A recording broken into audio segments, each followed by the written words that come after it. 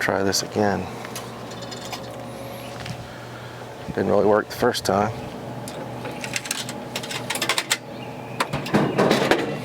Second time's a charm. What happened to that can?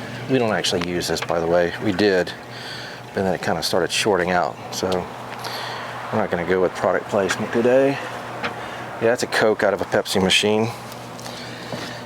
All right, the video today, it's been a while. I've been meaning to make one for a while. Hopefully the audio is better. I'm trying out these mics. And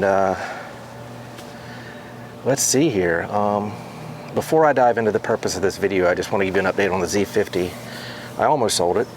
I ended up picking up a camera, not to replace it, but to supplement it. And I've come close to selling it, but I can't sell it. And this is the Z50, the one I made the video about. I still love it.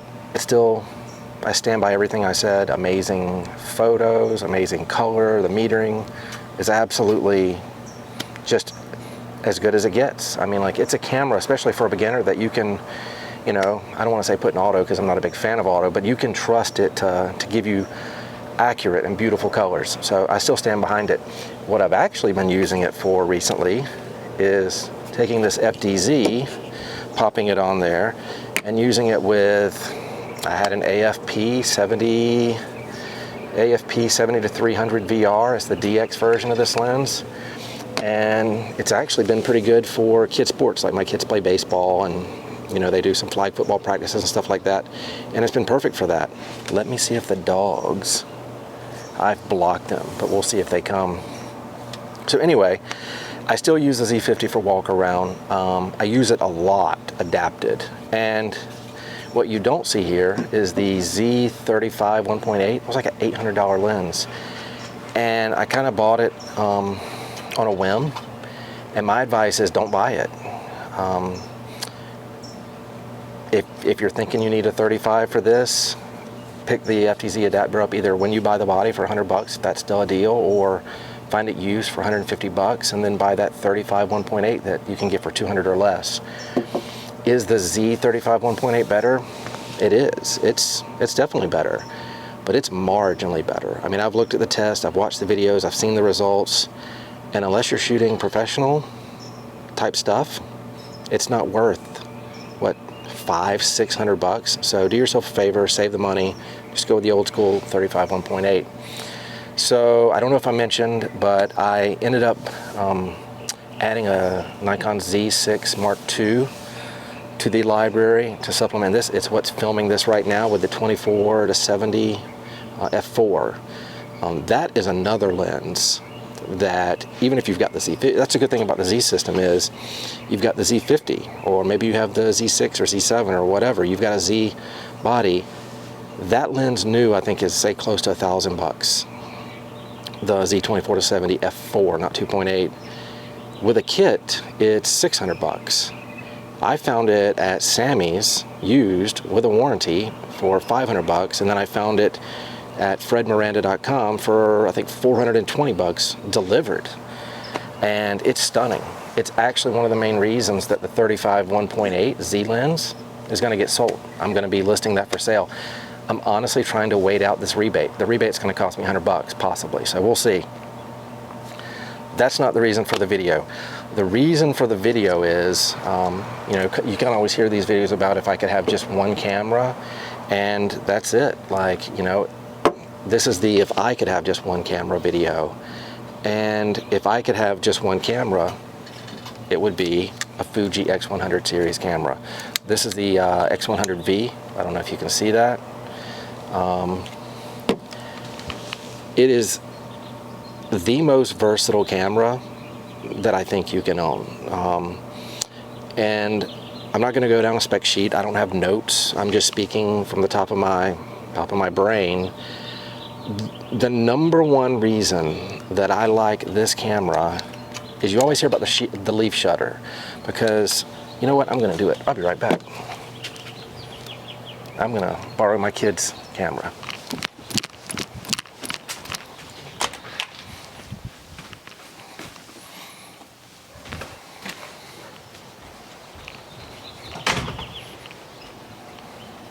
The dogs are not happy.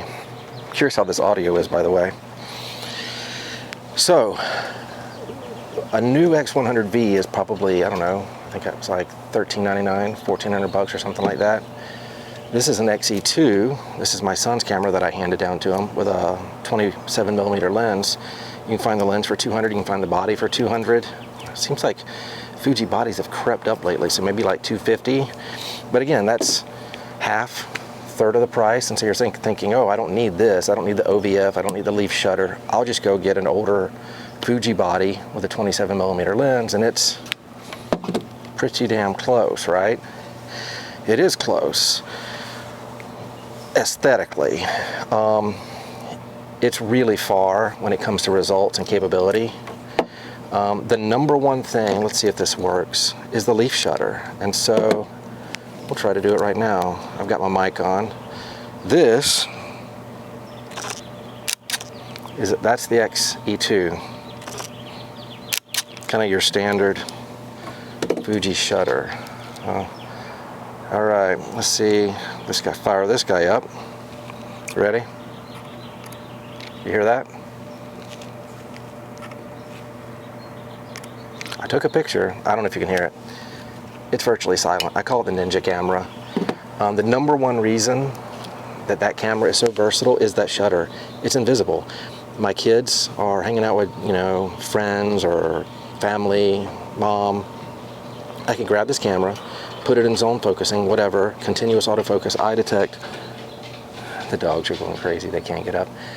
And I can take pictures and no one ever knows that I'm taking pictures. So number one, leaf shutter. I can't tell you how much time I spent reading comparisons between these two, and I told myself I don't need the leaf shutter because you often read about flash. I don't use external flash. I do use flash, and both of these have flash. This guy has a pop-up flash. This guy has a flash built in. And I think I have a shortcut to where I hold down this little button and I go into my flash mode. Well, I think I've moved it, but that's where it used to be. So leaf shutter, it's an invisible camera. Number two, probably should be number one, is I don't put big lens hoods on my X100. You'll see these people that have, and I won't go get it because again, I'm not running away from the camera again, these huge hoods that or whatever. This is actually a lens hood, but it's tiny. And so you see there, this will fit easily in my pocket. It was raining recently, so I put this on. But again, the stock cap fits with that hood. That's the number one thing, is I want to be able to use the stock cap, and I toss it in my pocket. And honestly, let's do this. I don't know if you can see, I can toss it in my shorts pockets and pull it out. I reverse my order. That's the number one reason I love that camera, is I can fit it in coat pockets, jacket pockets. Z50, same thing. What is in my pocket? So most versatile camera ever, and the thing about the X100V is the list is long. So you start with mobility, you start with the fact that the leaf shutter makes it virtually silent. We haven't even gotten into the fact that the autofocus has been updated on this. So it used to be you could not trust face or eye detection with a lot of Fuji cameras. In fact, Fuji cameras and continuous autofocus or tracking was kind of like an oxymoron. You just didn't buy a Fuji for anything moving. I tried and I didn't have a lot of success. Again, I'm not a pro, I'm an average person who likes to take photographs, and Fuji and moving subjects, literally just my boys jumping in a pool with an XD2 or an XH1, I didn't have a lot of success. Ramping up shutter speed, it wasn't there. I mean, I've taken pictures of the dogs fighting, I've taken pictures of my kids on scooters, I've taken video of my kids on scooters, and the AF is significantly better with the X100V. The lens, we're going to get into two things here, so I guess it's 3 and 4, maybe 4 and 5, I'm losing track. Hold me accountable, that's fine. The lens was updated. It's an f2 lens. Now again, if you're not aware, the X100V is not a zoom lens. It's not an interchangeable lens body. It's what you get as a 23mm APC crop sensor lens. That's it. There are modes where you can go tighter or lower, or you can crop, but at the end of the day, it's just a 23mm.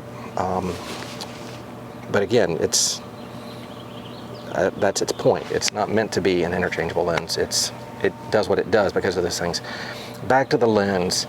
The older X100s were known for being, if you wanted to shoot wide open f2 up close, were soft. You know, take a picture of a family member or a Christmas tree ornament, something like that, and wide open it was noticeably soft. That's been solved with this. It's a brand new lens. In fact, I'm a believer, and this might not be popular, but the X100 series and the previous lens hit its peak with the T. The X100T is my second favorite X100 body. The F is a great camera, it is, but I'm not a huge fan of the sensor and the colors that come from the sensor. And the autofocus wasn't that great, and then I just felt like whatever it is, 24 megapixels on that older lens, it didn't work for me. So I took a gamble on the V because I didn't like the X100 line for a long time, and it's been the greatest payoff ever. So the lens is stunning. I mean, you literally can shoot wide open as close as you can get. I don't know what the minimum focus distance is, and you get sharp images. The other thing, and I'll just add this while I'm there, is this has a built-in ND filter. And so the reason I'm bringing this up is if I want to take pictures of a flower in broad daylight and I want to go wide open, I think this only goes up to, without, you know, the non-mechanical shutter, the electric shutter, whatever, to 1/4000. If I go wide open, I might not be able to get the shutter speed high enough for that bright a light. Well, at that point, you literally just, I have it set to this, I literally just hold this to the left, my ND filter is on, wide open, take a picture of the flower, I want to go back to normal shooting, remember to hold it to the right, ND filter's off, and I'm back and going. I'm random, so I'll add it here. One thing random about Fuji cameras is I don't think they hit their peak at like f8, f11, I think they hit it early at like f5.6 or 7.1. That's my opinion. Shoot there and see what you like. So we go back to size, we go back to shutter, we go back to the lens, we go back to the autofocus. It's a hefty camera. A little bit of history for me, and maybe this helps, is I bought the original X100 because, oh, the X100, you know, you had to have one. If you bought Fuji or liked Fuji, you had to own at some point an X100 camera. I bought the first one, and I love the sensor, as long as nothing is moving, and I mean nothing is moving. What I didn't love is on the back of the original, it had an OK button in the middle of a circle. You kind of had like a selector, round selector, and the OK button was the size of that play button. It's okay if that small button is by itself, and I can feel top, middle, bottom. That's fine. I can't get my sausage fingers in that button. So honestly, the X100 and the X100S were out for me because they used that button. It's when they went to the T that they finally gave us a directional pad. I think it was a directional pad on the T, yeah, with a bigger button. And anyway, what else about the X100V? The first time I bought one, I had the X100, I sold it because I hated the button. I think before I bought the T, I just ordered a brand new X100F, the one before this, and I couldn't get it to meter. I couldn't. I was using the Optical Viewfinder. If you don't know, this has an electronic viewfinder. So you have your LCD, and it's, you know, what you see, what you get is what you get over here. And then when you look through, you can have it in optical, like an EVF, so you'll see, you know, but you can switch this and you get a true optical viewfinder, and you'll get a frame. And it's kind of like a hybrid viewfinder. You know, read up on it, go to other YouTube channels who do in-depth analysis of the optical viewfinder, but it has its uses. So if you're standing somewhere and you want that shot where the person like walks in, you literally can see everything like you would on a normal DSLR, and you can see your frame inside of that. It's not an EVF, it's an optical view, and then you wait for your person to walk in and you take your shot. With an EVF, you would never know they're there until they enter the shot. So I don't use the OVF a lot, but when I bought that first F, I was convinced it was broken. I couldn't take pictures. I couldn't get it to focus. It was doing this adjustment thing with the OVF, and the metering was off. I tried to set it to auto. I was absolutely convinced that the camera was broken. I was just frustrated. I hated it. It gave me a bad taste for the X100 line. So I'd gone from a horrible OK button to a camera that I know how to take pictures. I know how to put it in aperture priority or shutter priority or auto. And I couldn't take pictures in any of them. So I sent that back, they accepted that camera back, and again, I'm convinced it was broken. And then at a later point, I bought a T. I should have never sold the X100T. I bought it for $400, and you can now, they're selling them like, you know, over $500. And the only reason I sold the T is I had other Fuji bodies, and the T had a different battery than my other Fuji bodies. And if you love a camera, don't sell it because it doesn't share batteries. That was a horrible decision on my part, but it led me to the V, but it also cost me more money. So I think that's it. Let me see if I can think of anything else with the V. Be ready for the single focal, I don't know what the focal range, there's not a range, single 23 millimeter focal distance. It can be an intimidating camera. If you decide to get one, my advice would be go outside, throw it to f/5.6 right there, throw your ISO up top, so you pull this thing up, throw it in ISO auto, throw it in, you know, shutter speed auto, and then go in, and there's 3 auto ISO settings. And what I do is I set one of them for outdoors, one of them for, you know, kind of lit indoors, and one of them for hope and pray. So the first one might be, I'll just give you my settings. The first one is, my ISO base is 160. I think this is a base ISO of 160 with a max ISO of 800 with a minimum shutter speed of 1/60. My middle is the base of 160 ISO. I limit it to 3200 ISO with a 1/100. I should probably lower that to more like it's 23 millimeters. I could lower it to 1/60, 1/50. And then my hope and pray is I don't ever break 64. There's people out there that love grain, love noise. I'm not in that camp, right or wrong. I'm not in that camp. I hate to say it, I'd almost rather not get a shot than get one that's like all just jacked up from ISO. But that's just me. So, you know, if you buy it, put it in aperture priority. Just know that for aperture priority, for those people who are new to photography, if something's moving, that's not your setting. You'd want to move towards like a shutter priority and ramp it up.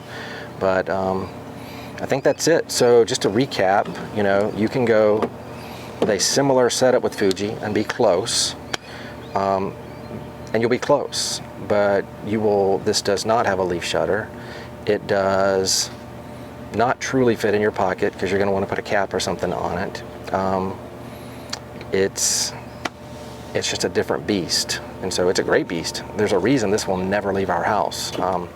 My son wanted a camera, and so there's no way I'd ever sell that setup. I love that setup, and so my thought was hand it down to him and let him learn photography. So another random note, I took a bunch of gear and lenses to Italy, and I took 90% of my pictures with that 27 millimeter lens, and I'm extremely happy with what it did. So hope this helps. Again, I still own the Z50. I don't plan on selling the Z50. It could happen. It's unlikely, but I'm getting good results from the Z50 with the FDZ adapter and some zoom lenses, and that's it. So if you have any questions, leave them in the comments. If I need to make a follow-up video or anything to answer some questions on the X100, I can, but there's nothing more versatile. There's no camera that's more versatile, and to beat a dead horse on a saying, you know, they say the absolute best camera that you can have is the one that you have with you,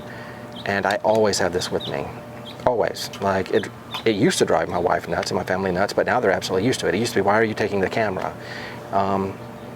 And I just like having, if I run to the UPS store to deliver a package, it's in the seat next to me. If I go for a walk, it's in a pocket. I absolutely take it with me everywhere, and just shoot and shoot and shoot. That's my advice. And so with that, I will close, and I appreciate you watching. Thanks.